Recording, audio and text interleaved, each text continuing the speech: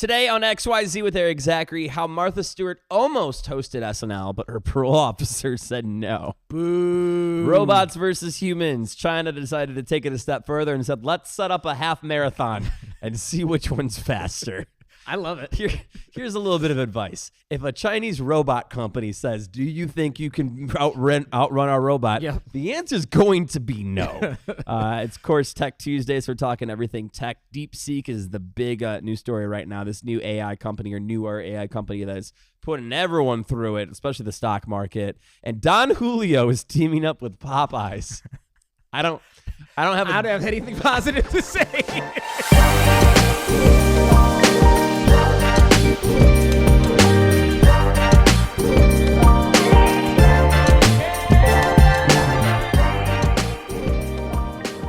Swifties are taking aim at Morgan Wallen, but not for the reason that you think. Oh, okay. I don't know what you would be thinking, but I have no idea what to think. He named his tour, his upcoming tour, I'm the Problem Tour. Now, if you remember her song Anti-Hero, it has a very famous lyric, it's me, hi, I'm the problem, it's me. Right. And Swifties are like, of course, Morgan has to use Swiftie star power of this phrase to make up a tour. And that's also the name of his album that he just announced. But Can I chime in? yeah, go ahead. I don't think this is the fight you want to fight. He Yeah. is legitimately the problem. Yeah, Isn't he like he was about to go to jail or something? He had to go to a week of rehabilitation center.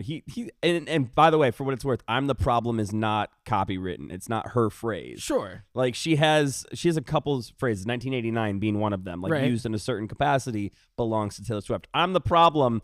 I think I like Taylor Swift. I think that belongs to Morgan Wallen. Yeah. I love a moment when the receipts come out years later. Martha Stewart was apparently offered the chance to host SNL right after her prison stint. That's right. For those listening that don't remember, Martha Stewart went to prison. That is correct. And her parole officer said no.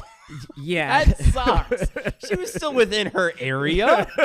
I don't think it's a broadcast limit. That's so upsetting. Nowadays, they would absolutely let her on TV. Well, she's saying maybe, now that she's telling this story, SNL, Lauren, and all of them will come back and give her the opportunity to do it. That means that she's going to be hosting SNL soon. I would love to see that. She's in new Uber Eats commercials with Charlie XCX. That's right. Those teasers have been coming out. She's not just putting this out there as like she's Martha Stewart. She doesn't need maybe I'll drop a hint and they'll go for it. Like Lorne Michaels and her probably already talked. Well, then hopefully we'll see her later this season. I just love the idea of like a really annoying parole officer. As if there's like a really not annoying parole officer that's like, yeah, I don't like SNL. Mad TV, maybe. If you've ever looked at a robot and go, man, I'm faster than that. That was a dumb idea. We have a race for you.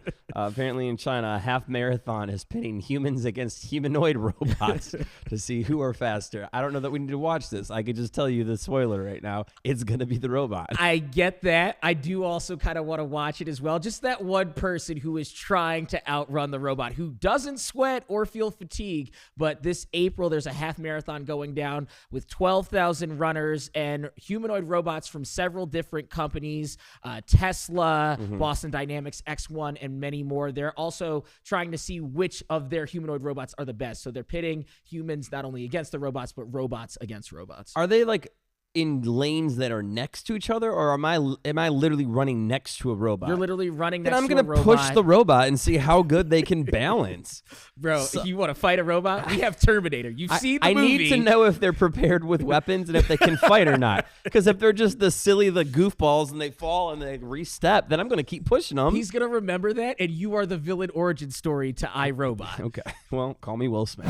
In continuation of brand collaborations that we didn't know we needed, also we still don't if we do, Popeyes and Don Julio are teaming up for the ultimate big game celebration. Yes, they are coming together for the big game. They have 3 new menu items that are going to infuse Don Julio and Popeyes. The Concha chicken sandwich, which is chicken breast that is battered in reposado tequila, or added to the batter at least. Then a Louisiana garlic 3-piece wing, also with tequila in the batter, and a spicy strawberry hibiscus flavored lemonade mocktail. What is to note, Eric, is that this is only going down in New York, Miami, and New Orleans. Okay. Again, all for the big game. Yeah, I don't know that there's ever been a time I've been adding Cajun sparkle to my hot sauce and go, you know what I need? Reposado.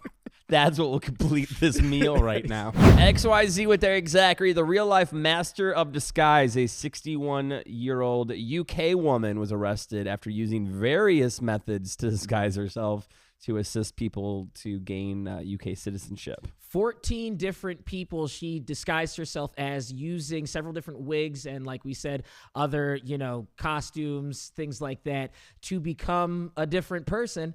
And I'm just proud of her for not using AI. She's going old school. She would dress up and go take the citizens test for other people. Yes. Kind of like if I asked Jordan to go to Spirit Halloween and take the ACTs for me, but with a UK citizenship, and it worked. And I think at some point, after you get 15 off, that the government has to be like, you know what, you're too good at this. We'll let it slide. You get a pass. You think it's like a pen key test or a test pen. A pen tester, yeah. Yeah, where you test like bank security. We should be rewarding this woman. Exactly. XYZ with Erik Zachary. Another study is freshly in. And Jordan, I'm going to let you introduce this one because you wanted to talk about this. Again, we've done this a couple times now. I'm upset that people are getting paid the big dollars to spend copious amounts of hours researching how big our wings would need to be for humans to fly. This is coming out of a professor from UNC Chapel Hill and the University of Manchester across the pond have come together to try to figure out if we were going to have wings similar to birds, how big they would have to be. To bear the weight of the average human. Yes. Why are we doing this? Salary. They have a salary. They have benefits. Yes. I just need to know what they know that we don't. Because if we really are the dumb ones in making fun of this, and there's a reason that they're studying why humans will need wings soon. They're over there making winged people. What are we missing? Oh my God. That we're like, oh yeah, we're screwed because we can't fly. Right. I don't see a world within the next 200 years where it's like, you know what people need? Wings. Wings? Yeah. People can't walk without falling. Yes. You can't cross the street without getting hit by a car. You want to put people in the air? Absolutely not. You know how easy it'll be to catch humans? Like a giant net. Yeah. You know how easy? Just throw a hamburger on a string. You'll be getting Floridians left and right. It's hilarious that with an adage to us, it becomes a hindrance. Like, we would not become better people They'd with be in wigs. Power lines. They'd be in trees. Yes. Think about your dumbest friend, the friend that you love, but your dumbest friend that finds himself in precarious situations. You're going to find them on top of like some roof or stuff. They're going to fly into glass. They're going to be the birds from the birds. Windex commercials flying straight into windows. Yes, yeah. Oh, we're going to have to implement FUIs. This is FUI? Yeah, flying under the influence. Oh, God. Boo. I hate that I took that bait. As much as I want to tell you what happened in this situation, let me just play a clip from the news report. Here we go. They say a picture's worth 1,000 words, but not when you ordered a drill. This is a picture of what they sent me. This guy goes on Alibaba, ordered a $40 and something drill. Yep. And they sent him a photo, A picture of the drill. that had some next level trolling. Not only did they scam him, they could have easily just not sent anything. Yes. Taking the money. They're like, you know what, we're going to continue to screw with him, literally pun intended, and send him a photo of a drill. And this man went to a Savannah, Georgia news station to help get his $44 back. Listen, I feel for the guy. Yes, yeah. That's not what we're laughing at here. It's just that it's a humorous situation. Oh, yeah. It's $40 for a piece of paper that had a drill brick. They're like, hey, technically we did give you what you saw. You said you wanted a picture of a drill. We got you a picture of a drill. Today's Under the Covers all brought to you by Optima Tax Relief. His name is Rindu Music. Daylight, I wake up feeling It's a cover of Childish Gambino's Redbone. Now, what's cool about this track is not only can the guy sing, Yeah. every instrument you hear is not only being played by him, it's being played live. He looped it all, including the trumpet. So good.